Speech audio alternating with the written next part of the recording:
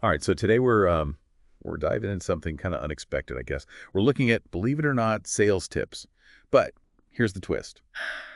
These tips are coming straight from the Bible. Yeah, it might sound strange at first, the Bible and sales, but when you think about it, the songs especially, they're all about human experiences, emotions. And isn't that what sales boils down to at its core? Yeah, connecting with people, building trust, but finding that connection in the Psalms, that's what we're going to unpack today.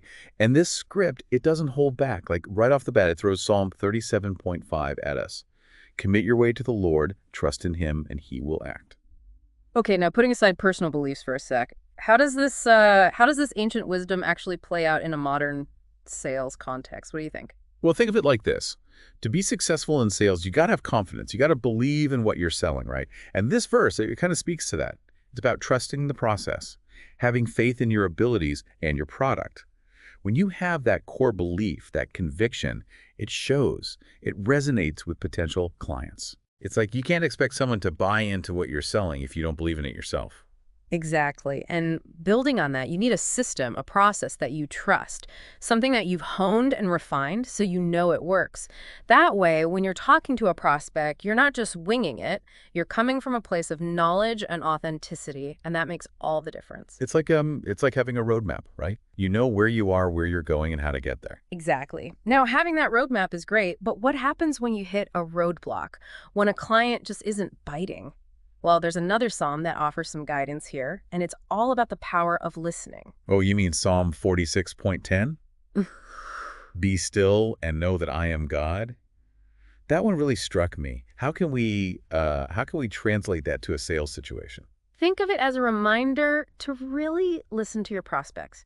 Don't just wait for your turn to speak, truly hear them. That pause, that stillness, it creates space for them to open up. They might reveal their needs, their pain points, things you wouldn't have even thought to ask about. So it's not just about, having a perfectly rehearsed pitch.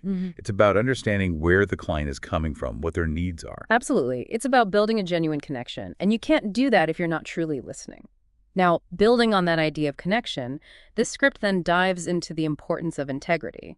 It references Psalm 15.2, the one whose walk is blameless, who does what is righteous. Right, right. So we're talking about building relationships that are, well, built to last, not just quick wins. Exactly. It can be tempting to focus solely on closing the deal, especially in a high-pressure sales environment.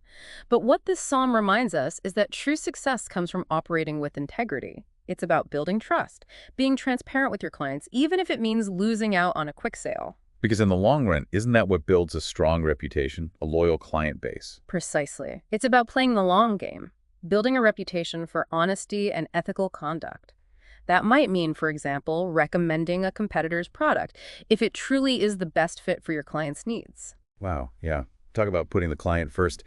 But, even when you're doing everything right, you're listening, you're being genuine, you're acting with integrity, rejection is still going to happen. It's just part of the game, right? And that's where I found Psalm 27.14 so relevant. Wait for the Lord, be strong, and let your heart take courage. Don't let rejection derail you. Keep going. Resilience. That's such a crucial trait for anyone in sales, wouldn't you say? Every successful salesperson has faced their fair share of rejection. The key is to view those experiences as opportunities for growth. It's like, don't take it personally. Learn from it and come back stronger. Exactly. Because a no today doesn't have to be a no forever. Sometimes it's just a matter of timing, or maybe the client needs a bit more information, a different approach. The important thing is to not give up. So we started with this unusual pairing, Mm. the Bible and sales tips. But as we dove deeper, it became clear that these ancient texts hold surprisingly relevant wisdom for tackling modern-day challenges. It's a good reminder that some truths are timeless. And sometimes all it takes is a fresh perspective to unlock their power. And for all of you listening, here's a little challenge as you go about your week. Think about Psalm 46.10, that message of stillness and listening. See if you can apply it to a challenging conversation. You might be surprised by the outcome.